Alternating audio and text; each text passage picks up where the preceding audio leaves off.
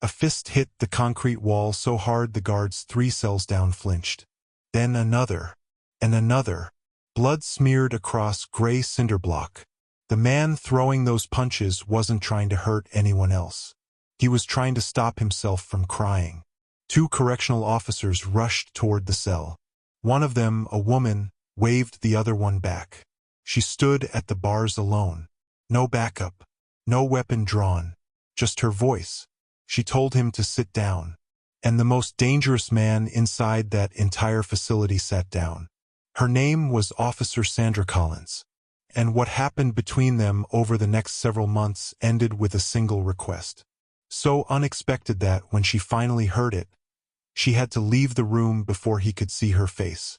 What did Mike Tyson ask for on his last night in prison? Stay with me on this one. When Mike Tyson walked into the Indiana Youth Center in March of 1992, the whole building changed.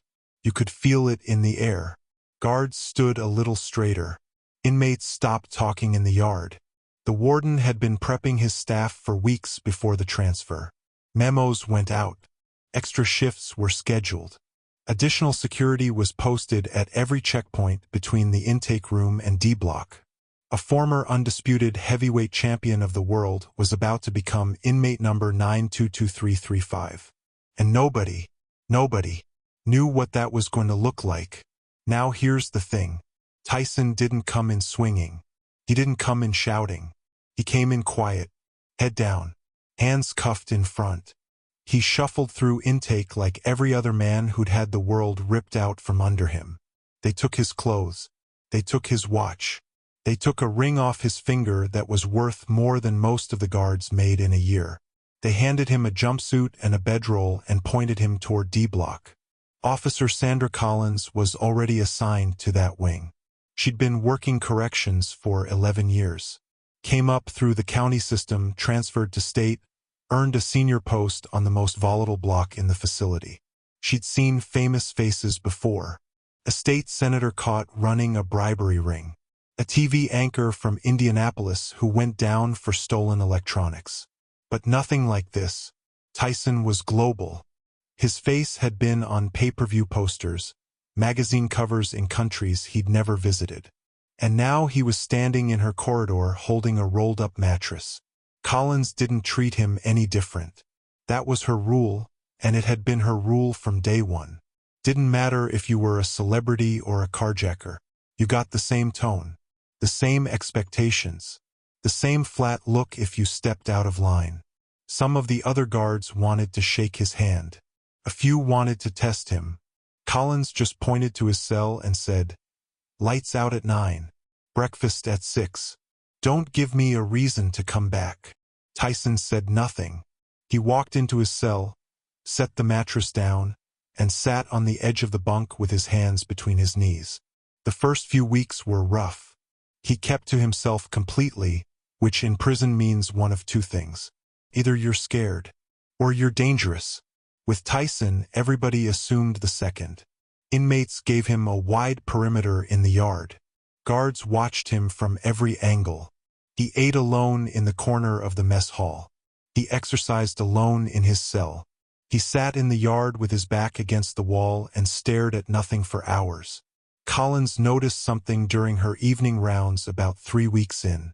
Tyson got mail. A lot of it. Fan letters, legal documents, thick envelopes from lawyers and managers and people who used to call themselves friends. Most of it he tossed in the corner of his cell without opening, piled up like trash. But there were a few pieces he kept. Small padded envelopes, always the same size, always the same return address written in the upper left corner. And the handwriting on them was shaky and uneven. Big, crooked letters pressed hard into the paper. A child's handwriting. He never opened those either. They just sat there on his shelf, stacked neatly against the wall, growing into a small pile that got taller every week.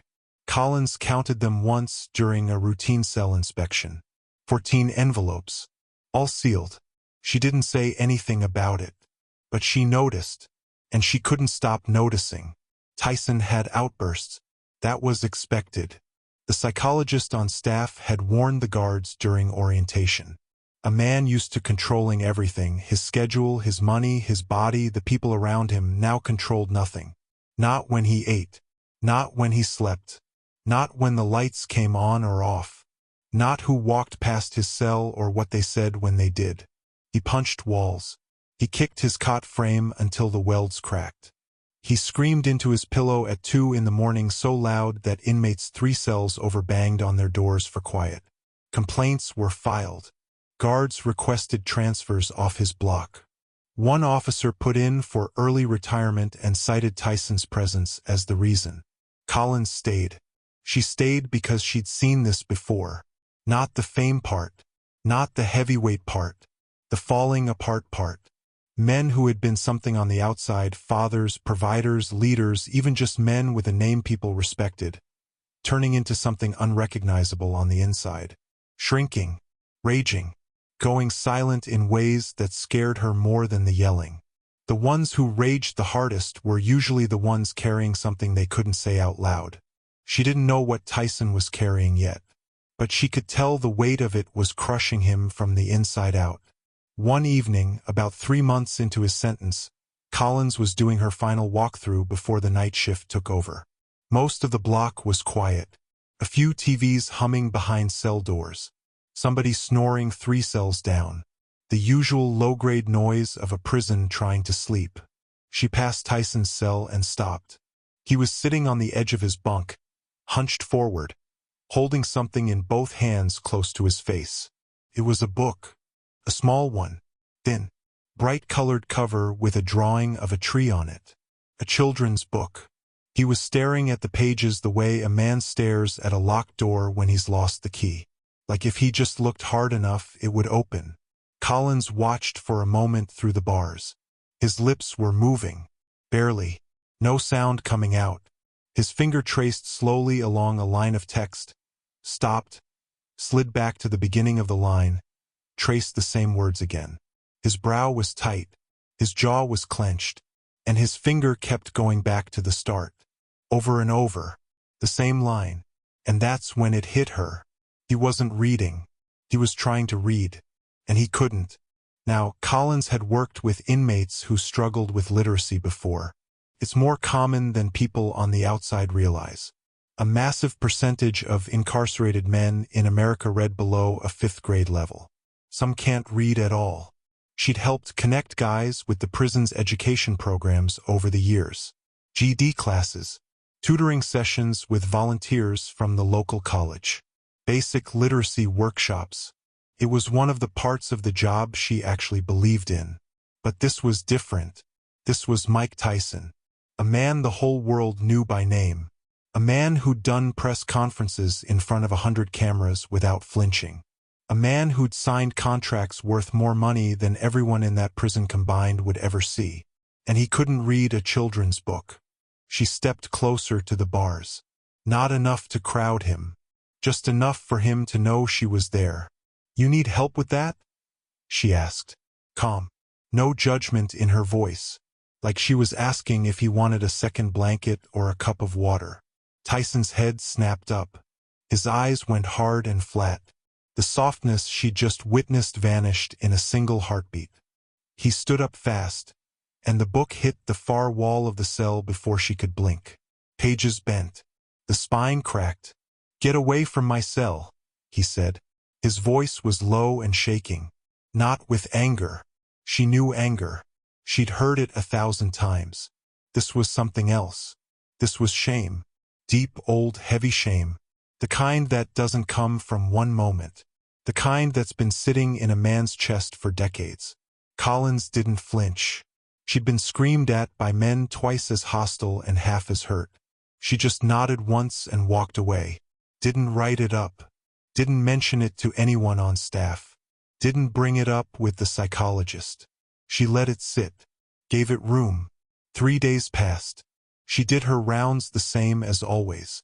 Walked past his cell at the same time every evening. Didn't slow down. Didn't look in. Didn't make a point of it.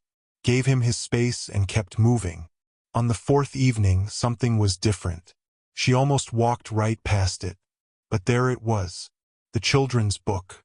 pressed against the bars of his cell from the inside, spine facing out, like someone had placed it there carefully and then stepped back. She looked through the bars. Tyson was sitting on his bunk, facing the wall, his back to her. He didn't turn around. She picked up the book. The cover was creased and soft from years of handling. A few pages were dog-eared. There was scotch tape along the spine holding it together. She opened the front cover. And there, in that same shaky child's handwriting from the envelopes on his shelf, someone had written 5 words. To Daddy, I miss you. Love, Mikey. Collins stood there for a long moment. Then she pulled up the metal stool the guards used during watch shifts and sat down outside his cell. She opened to the first page, and she started reading, out loud, slowly, clearly, one sentence at a time. Tyson didn't move, didn't turn around, didn't say a word, but he listened. She could tell by the way his shoulders dropped, the way his breathing slowed, the way his fists, which had been clenched tight against his knees, gradually opened, finger by finger. When she finished the last page, she closed the book, set it back against the bars, and walked away without a word. The next evening it was there again. Same spot, spine out. She sat down and read it again. This became their routine. Every evening, last round, she'd find the book waiting. She'd sit on the stool and read. Sometimes the same book. Sometimes he'd manage to get a new one from the prison library. Simple ones at first. Picture books. Early readers. Books meant for 5-year-olds. She never corrected him when he started whispering the words along with her from inside the cell. She never made it feel like a lesson or a program. She just read. After a few weeks, the books got a little harder. Short chapter books with illustrations. Then longer ones with fewer pictures. Tyson started asking questions through the bars. Not about the stories themselves. About the words. How they worked. Why certain letters were silent. Why through and though looked almost the same but sounded completely different. Why some words meant 2 things depending on the sentence. Collins brought in a pocket dictionary one morning. Small enough to fit in her jacket. She left it on his shelf during a routine inspection. Nobody questioned it. Inmates were allowed to have books. Other people on the block started noticing the change. Tyson wasn't punching walls anymore. He wasn't screaming at night. He started eating in the common area instead of alone in his cell. He nodded at other inmates when he passed them. He held a door open for a guard one morning, which turned heads across the entire mess hall. He even laughed once. A real laugh. Loud and sudden and genuine. One of the younger guards told Collins later that it sounded strange coming from Tyson. She told him that's what healing sounds like when you're not used to hearing it. By the 6th month, Tyson could read a full page out loud without stopping. His voice was rough and slow, but the words came out right.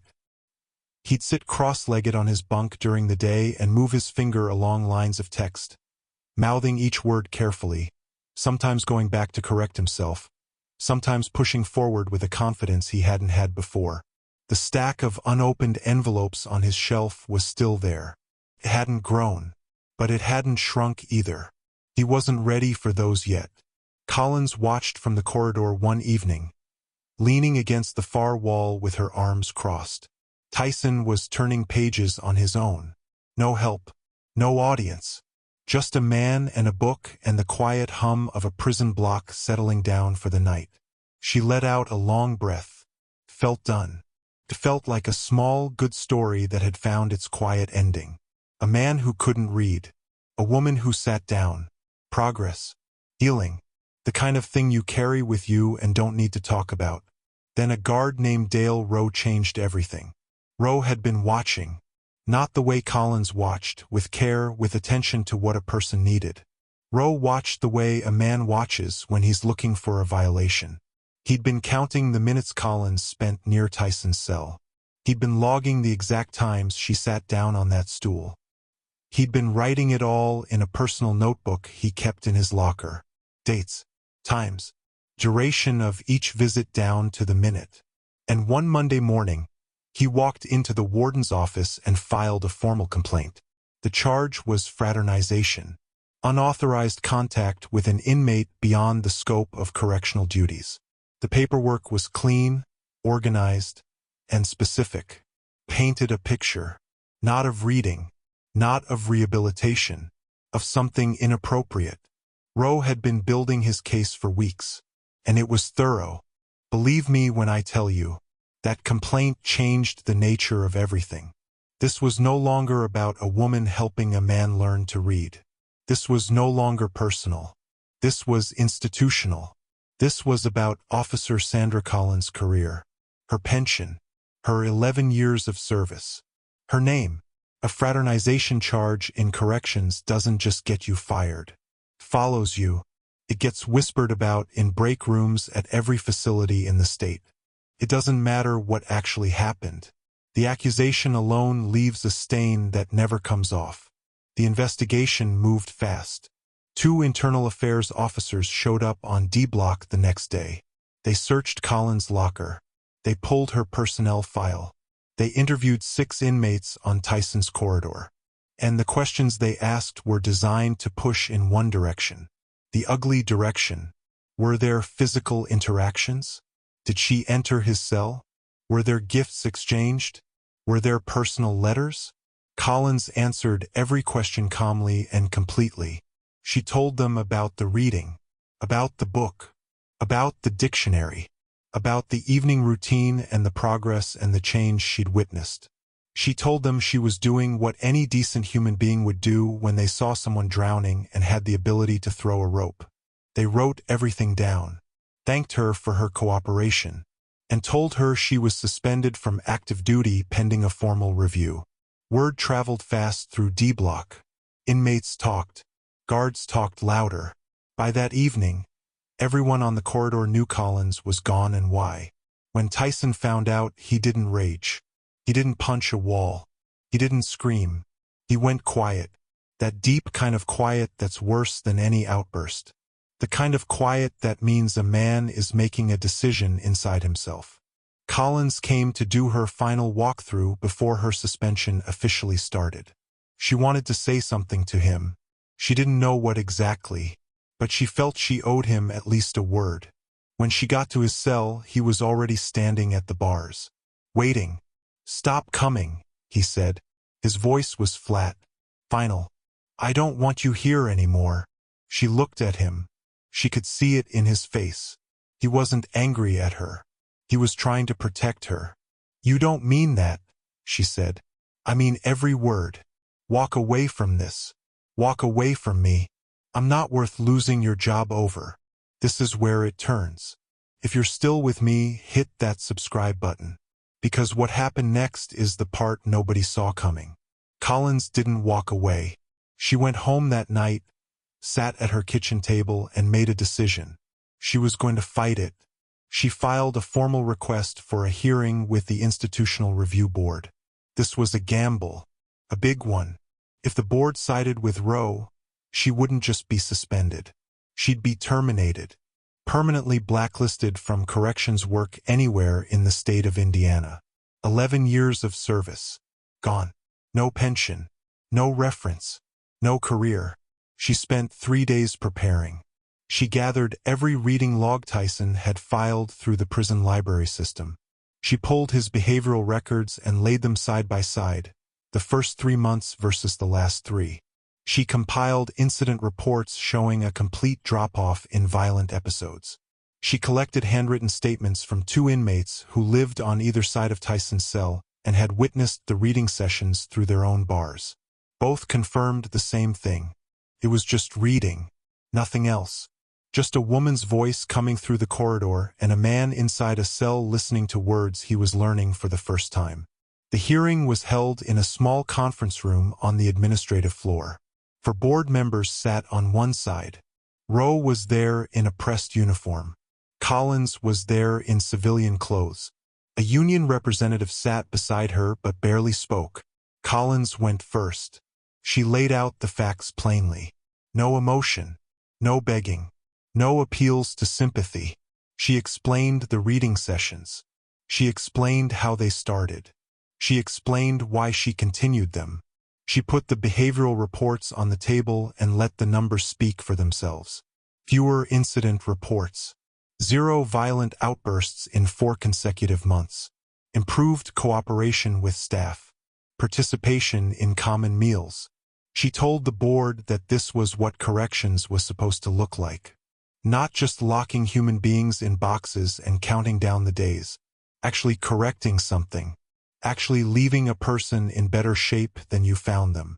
Rowe spoke next. He was precise and controlled. He cited policy sections by number. He cited the department's handbook on professional boundaries.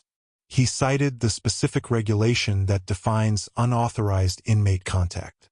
He never once mentioned the reading. He never mentioned Tyson's improvement or the behavioral data Collins had presented. He talked about rules, structure, protocol, and on paper his argument was airtight. The board asked questions. They went back and forth for nearly an hour, and as the conversation wore on, Collins could feel the room shifting. Not toward her. The board members were nodding at Rowe's citations. They were writing notes when he quoted policy numbers. It was becoming clear they were going to uphold the suspension. Maybe worse. The rules were the rules. Collins could feel the ground giving out beneath her. And then a message was delivered to the room. A folded piece of paper from the warden's office. Tyson wanted to speak. Now here's the thing. Inmates don't address review boards. That's not how corrections works. There's no procedure for it. No form to fill out. No legal precedent. But the request had been made formally through the warden's office and the warden. A man named Gerald Lott, who had run the facility for 20 years and had seen more of the system's failures than he liked to admit, had approved it personally. He signed the request himself. When Elena came to pick Marcus up for his first overnight home visit, he refused to leave the bed. He held onto the rail, the same rail he'd gripped that first night we talked about. White knuckles, shaking body, not from pain this time, from fear. Elena sat on the edge of the bed. She didn't pull him. She didn't beg. She didn't say it would be okay, because she knew he'd heard that before and it had never been true. She said, "The fire truck is coming with us, and we'll come back here every time you need treatment. You're not losing this room. You're just getting another one." Marcus looked at the toy fire truck on the nightstand. He looked at Elena. Then he let go of the rail. The first week at Ray and Elena's house was rough. Marcus didn't eat much. He slept with the light on and the door open. He flinched when doors closed too hard. He checked the locks on the front door 3 times every night. 3 times exactly. Like a ritual. Like if he checked enough, nobody could come in and take him somewhere new. He drew constantly. Every single drawing was a house with empty windows. Ray kept his routine.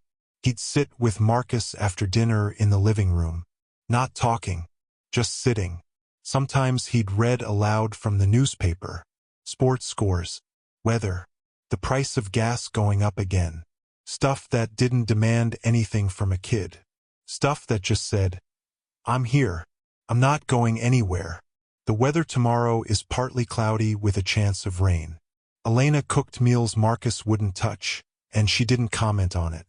She left the plates on the table. She didn't hover. She didn't push. She just made sure there was always food available and a light on in the hallway and silence when silence was what he needed. The second week, Marcus started eating the toast. By the third week, he was asking for orange juice at breakfast. Not apple. Orange. He was specific about it. Elena almost cried over a juice preference. She held it together until she got to the kitchen, and then she stood at the sink with both hands on the counter and let it out. Because a kid asking for a specific juice flavor means he's starting to believe he'll be there tomorrow. But Marcus still wouldn't let them in. Not really. He'd talk about surface things. The weather. The color of a crayon. Whether the neighbor's dog was barking again. He never talked about the hospital. Never talked about his mother. Never said the word home. And every night he checked the front door. 3 times. Then came the night that broke it open. It was a Tuesday, 2 weeks into the placement. Marcus had a chemo reaction. A bad one. His body was fighting the treatment the way it sometimes did, and by midnight he was back at City General, vomiting and shaking and gripping that bed rail with everything he had. The on-call doctor adjusted his meds and the nausea eased. Diane wasn't on shift. The night nurse was kind but unfamiliar. Marcus lay in that room at 2 a.m., the same ceiling, the same hum of the machine. Alone again, like nothing had changed. He didn't press the call button. He never did. At 2:15 a.m., the door opened. Ray walked in. He was in sweatpants and a wrinkled t-shirt. His hair was sticking up on one side. He hadn't been called. Nobody from the hospital had phoned him. He'd just woken up, walked down the hall to Marcus's room at home, found the bed empty, and driven straight to City General in 11 minutes without stopping for a single red light. He sat down in the chair, didn't say a word, just sat there the way he always sat there. Marcus looked at him. His eyes were red. His lips were cracked. His small body was trembling under the thin hospital blanket. And then Marcus did something he hadn't done in 11 months of treatment. He reached out his hand. Not for the rail. Not for the call button. For Ray. Ray took it. He held that small hand in both of his and he didn't let go. Not for a single second. Not for the rest of the night. They stayed like that until the window turned gray and the sun came up. The nurses saw it when they came in for the 4 a.m. check. They didn't interrupt. Diane heard about it when she arrived at 6. She told me later that she stood outside that door and let herself cry for the first time in 20 years on the job. Because she had watched this boy grip that bed rail for 11 months. And now he was gripping a hand instead. The entire ward knew by morning. The boy who had been alone for 400 days had someone sitting beside him at 2 a.m. Not because it was a job. Not because a form required it. Not because the system placed him there. Because that's what you do when someone is yours. Marcus went home 3 days later. Back to Ray and Elena's house. He walked through the front door carrying the toy fire truck in one hand and the box of 64 crayons in the other. He went straight to his room and sat on the bed.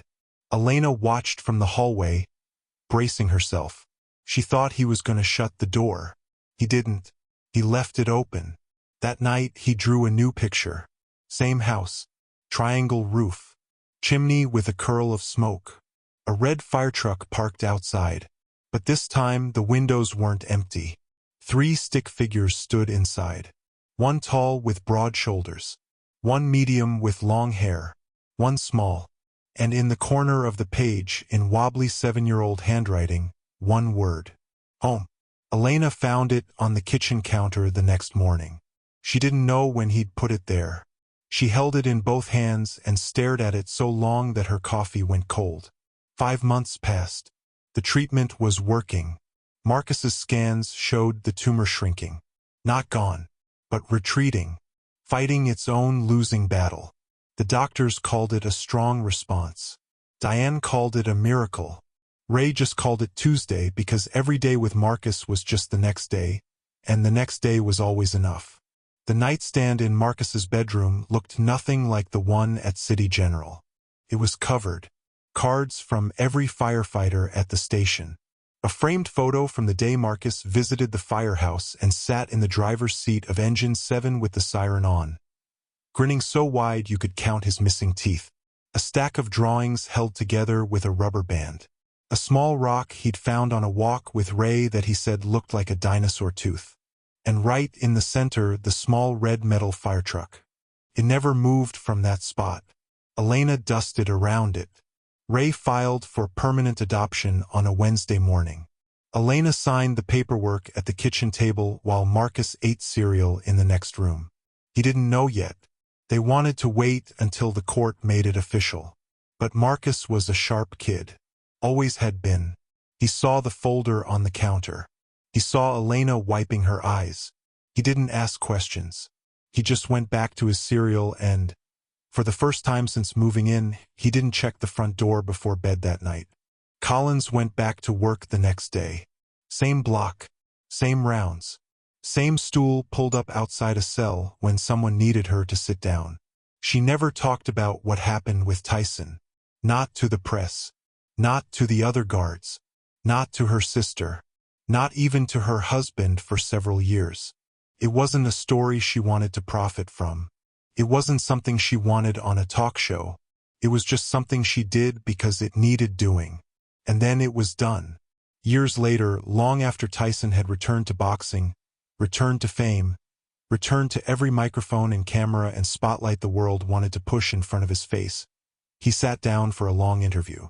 The kind where the set is quiet and the lighting is soft and the questions come slowly. Someone asked him a simple question. What did you learn about yourself in prison? Not about fighting. Not about discipline. About who you are when everything is stripped away. Tyson was quiet for a long moment. Then he said something that made Sandra Collins, sitting in her living room 1,000 miles away on a Tuesday evening, set down her coffee cup and press both hands to her mouth. There was a correctional officer, he said. I'm not going to say her name. She wouldn't want me to. But she gave me something nobody else in my entire life ever did. She gave me words. Real words. The kind you can hold in your hands and give to your kid and say, here, this came from me. I read this. I understand this. This is mine, and I'm giving it to you. He paused, looked directly into the camera. Strongest person I ever met. And I've been in the ring with every last one of them. Collins never reached out to him. He never reached out to her. That wasn't what it was about. It wasn't a friendship. It wasn't one of those stories where two people stay connected and call each other on holidays and write a book together. It was a story about a moment. A locked cell door, a children's book pressed against iron bars spine first, and a woman who sat down on a metal stool when every other person in that building walked past. Remember that first night, the fist against the concrete, the blood on the cinder block, the guards flinching. Every incident report filed that evening called it a violent outburst. Standard language, standard classification, standard response. But it wasn't violence, and it wasn't rage. It was a man sitting alone in a cell holding a letter from his daughter. 14 words on the front of the envelope. To Daddy, I miss you. Love, Mikey.